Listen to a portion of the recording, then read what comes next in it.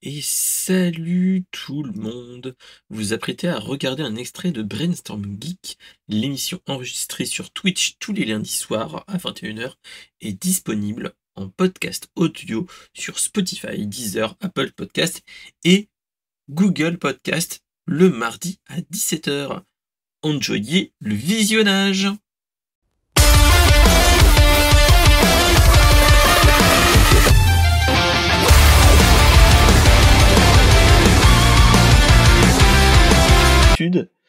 Hop, hop, voilà, hop, voilà. Allez, sans transition, on va partir sur la première news. Oui, voilà, maintenant c'est une température tout à fait normale. Avant, on était sur du, vu que c'est très gourmand le streaming, etc. Je faisais faire plein de trucs en même temps. Là, il est pas en PLS. Là, on est en température tranquille. Donc voilà. Donc allez, sans transition, on va partir sur la news que notre cher Lance Carter nous a partagée il y a déjà bientôt 2 semaines, parce que c'est le lendemain de l'enregistrement qu'il nous l'a partagé. C'est que le 9 septembre, oui, donc il y a un bon 15 jours, on nous a annoncé une mauvaise nouvelle qui est nulle autre que James Earl Jones nous a quittés. Alors, pour les gens qui font uniquement de la VF, vous allez dire bon, ouais, c'est personne et ainsi de suite.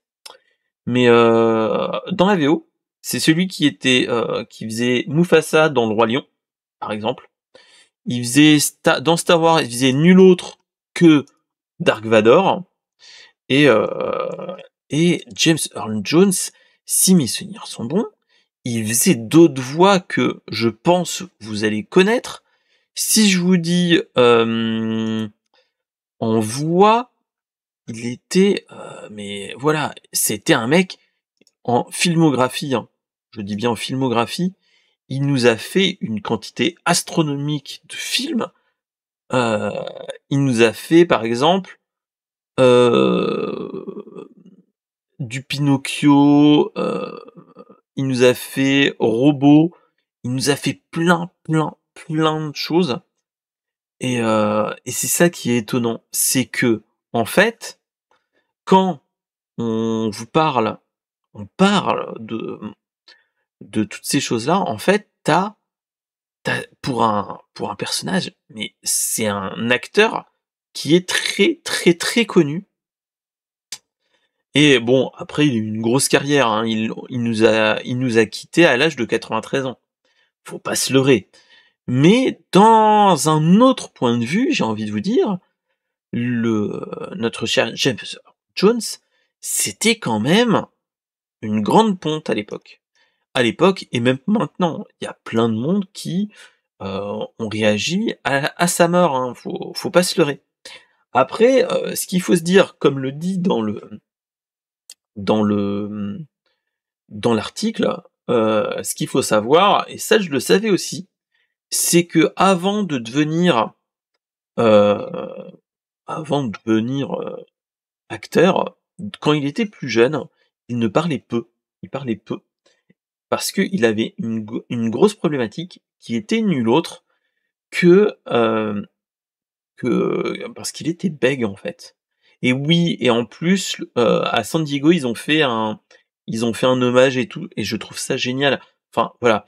C'est une grande ponte du cinéma quand même, il a été acteur aussi et comédien de doublage.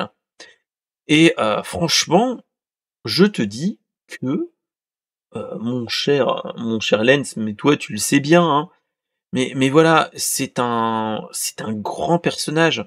Il a été aussi un méchant dans Conan le Barbare. Il a- il est il est vraiment ça a vraiment été un acteur qui était multicasquette et qui était très bon dans ce qu'il faisait.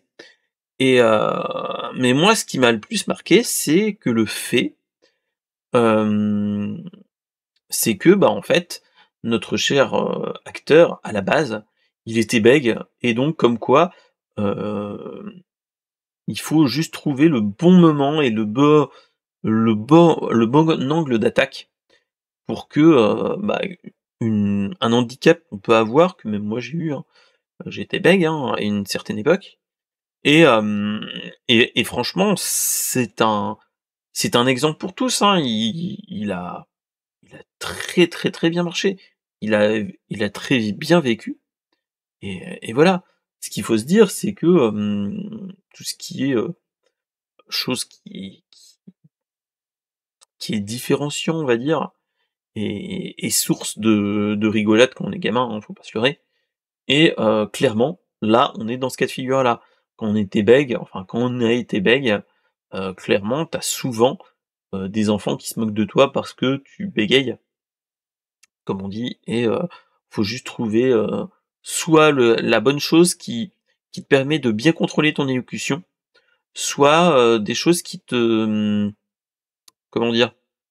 Qui te passionnent, j'ai envie de vous dire. Et surtout, bah, du travail, beaucoup.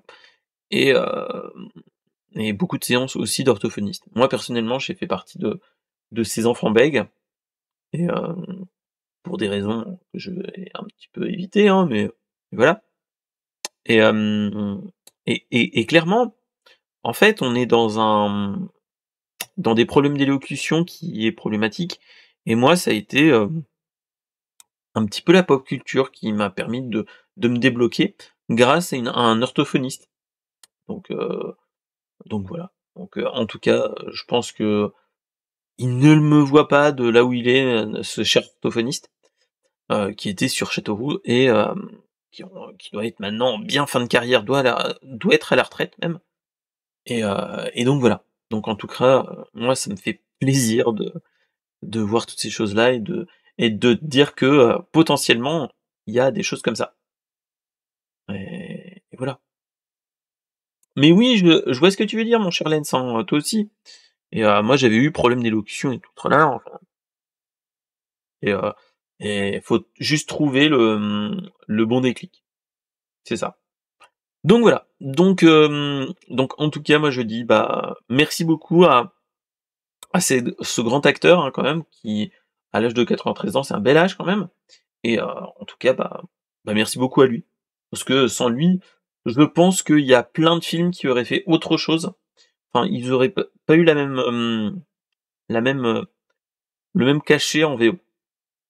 Parce qu'avec la voix, bon, nous on a eu Jean Reno, hein, pour, Mufasa dans Le Roi Lion, mais une voix comme lui devait, être ouf, hein, à ce niveau-là. Moi je l'entends sa voix et ouais, clairement, ouais.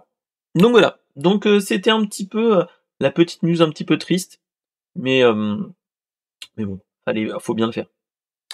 Donc allez, sans transition, on va passer sur la... Merci d'avoir regardé la vidéo.